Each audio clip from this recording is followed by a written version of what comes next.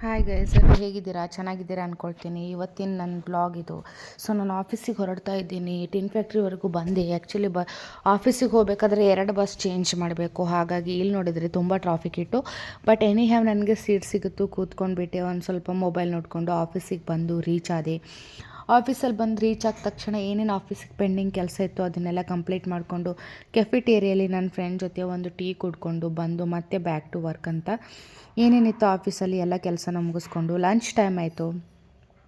ಇದು office lunch ನೋಡಿರಿ, ತುಂಬ ಚೆನ್ನಾಗಿತ್ತು, ಟೇಸ್ಟಿಯಾಗಿತ್ತು. ಆಫೀಸ್ ಲಂಚ್ನ ತಿಂದುಬಿಟ್ಟು ಹಾಗೆ ಇರೋಕ್ಕಾಗುತ್ತಾ? ಹಾಗಾಗಿ ಒಂದು ಸ್ವಲ್ಪ ವಾಕಿಂಗ್ಗೆ ಅಂತ ಹೋಗಿ ವಾಕಿಂಗ್ನ ಮುಗಿಸ್ಕೊಂಡು ಬಂದ್ವಿ ನಾನು ನನ್ನ ಫ್ರೆಂಡು.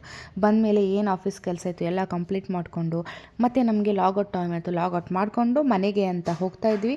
ಅಷ್ಟರಲ್ಲೇ ಹಾದಿಯಲ್ಲಿ ಫೈರ್ ಆಕ್ಸಿಡೆಂಟ್ ಬಗ್ಗೆ ಯಾವುದೋ ಕಂಪ್ನಿಗೆ ಟೆಕ್ ಪಾರ್ಕಲ್ಲಿ ಟ್ರೈನಿಂಗ್ ನಡೀತಾ ಇತ್ತು. ಅದನ್ನು ನೋಡಿಕೊಂಡು ಮನೆಗೆ ಬಂದು ಸ್ನ್ಯಾಕ್ಸ್ ಇತ್ತು, ಸ್ನ್ಯಾಕ್ಸ್ ಎಲ್ಲ ತಿಂದ್ಕೊಂಡು ನಮ್ಮ ತಾತಾಗೂ ಸ್ನ್ಯಾಕ್ಸ್ ಕೊಟ್ಟು ಸ್ವಲ್ಪ ಟೀ ಮಾಡ್ಕೊಂಡು ಬಿಟ್ವಿ.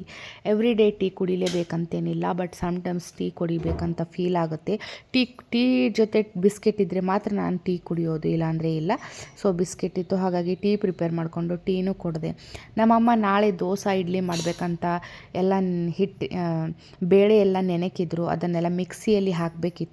ಸೊ ಅದನ್ನೆಲ್ಲ ಮಿಕ್ಸಿಯಲ್ಲಿ ಹಾಕದೆ ಪ್ರಿಪೇರ್ ಮಾಡಿಕೊಟ್ಟೆ, ಸೈಡಲ್ಲಿ ಇಟ್ಬಿಟ್ಟೆ.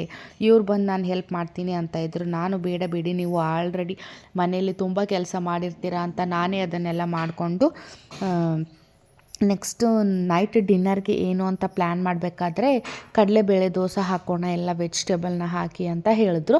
ಹಾಗಾಗಿ ಸಾಂಬಾರಿತ್ತು ಮನೆಯಲ್ಲಿ, ಚಟ್ನಿನ ಮಾಡಿಕೊಂಡು ಕಡಲೆಬೇಳೆ ದೋಸೆಗೆ ಏನೇನು ಬೇಕೋ ಅದನ್ನೆಲ್ಲ ಸೈಡಲ್ಲಿ ಪ್ರಿಪೇರ್ ಮಾಡ್ಕೊಳ್ತಾ ಇದ್ದೆ ನಾನು. ಅಷ್ಟರಲ್ಲಿ ನನ್ನ ಮಕ್ಕಳೆಲ್ಲ ಬಂದರು, ಆಟ ಆಡೋಕ್ಕೆ ಹೋಗಿದ್ದರು. ಸೊ ಅವರಿಗೂ ಎಲ್ಲ ದೋಸೆನ ಹಾಕ್ಕೊಟ್ವಿ ನಾನು. ಮತ್ತು ಇದು ನಾಳೆ ಇಡ್ಲಿ ದೋಸೆ ಪ್ರಿಪೇರ್ ಮಾಡ್ತಾ ಇದ್ವಿ ಅಲ್ವಾ, ಇದನ್ನು ಬಟರ್ ಯಾವ ಥರ ಮಾಡಬೇಕು ಅಂತ ಒಂದು ಸಲ ಹೇಳ್ತೀನಿ ನಿಮಗೆ. ಲೈಕ್ ಏನೇನು ಹಾಕಬೇಕು, ಸಾಬುದಾನಿ ಮತ್ತು ಪೋಹ ರೈಸ್ ಜೊತೆ ಮಿಕ್ಸಿ ಮಾಡಿದ್ರೆ ತಟ್ಟೆ ಇಡ್ಲಿ ಮಾಡಿದ್ರೂ ಕೂಡ ಸಖತ್ತಾಗುತ್ತೆ.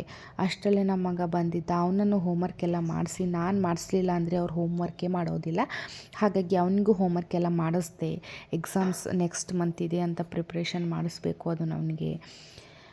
ಮತ್ತು ಪ್ಯಾರ್ಲಲ್ಲಿ ಎಲ್ಲರಿಗೂ ದೋಸೆನೂ ಹಾಕಿದೆ ನಾನು. ತುಂಬ ಚೆನ್ನಾಗಿ ಬರ್ತಾಯಿತ್ತು ದೋಸೆ. ಹಾಗಾಗಿ ಎಲ್ಲರೂ ದೋಸೆನ ತಿಂದ್ಕೊಂಡು ಒಂದು ಸ್ವಲ್ಪ ಚಿತ್ರಾನ್ನ ಮಾಡ್ಕೊಂಡಿದ್ದೆ. ಸೊ ಅದನ್ನು ಎಲ್ಲ ತಿಂದು ನಾವು ಇವತ್ತು ನಿದ್ದೆಗೆ ಜಾರಿದ್ವಿ ಗೈಸ್.